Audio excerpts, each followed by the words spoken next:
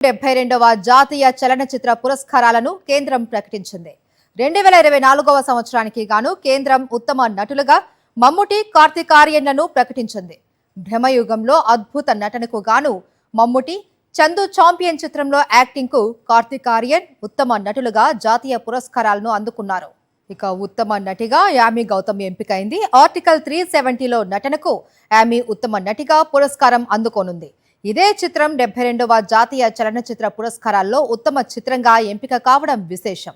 Major Mukund Varadarajan జీవితం ఆధారంగా తమిళ దర్శకుడు రాజ్ కుమార్ పెరియస్వామి తెరకెక్కించిన అమరన్ చిత్రానికి ఉత్తమ దర్శకుడి విభాగంలో జాతీయ పురస్కారం దక్కింది.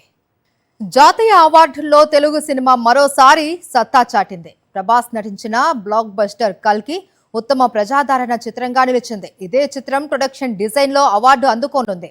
అలాగే పుష్ప 2 చిత్రానికి స్క్రీన్ ప్లే విభాగంలో సుకుమార్ పురస్కారానికి ఎంపికయ్యారు. ఇదే చిత్రం కాస్ట్యూమ్ డిజైనర్ గా పురస్కారానికి ఎంపికైంది. ఇక ఉత్తమ తెలుగు చిత్రంగా కమిటీ కుర్రాళ్ళు ఎంపికైంది. అలాగే ఉత్తమ బాలల చిత్రంగా చిన్న కథ కాదు ఎంపికైంది. ఉత్తమ మేకప్ విభాగంలో కూడా కమిటీ కుర్రాళ్ళు జాతీయ స్థాయిలో సత్తా చాటారు. మరిన్ని అప్డేట్స్ కోసం ఛానల్ ను సబ్స్క్రైబ్ చేయండి. నోటిఫికేషన్స్ కోసం బెల్ ఐకాన్ పై క్లిక్ చేయండి.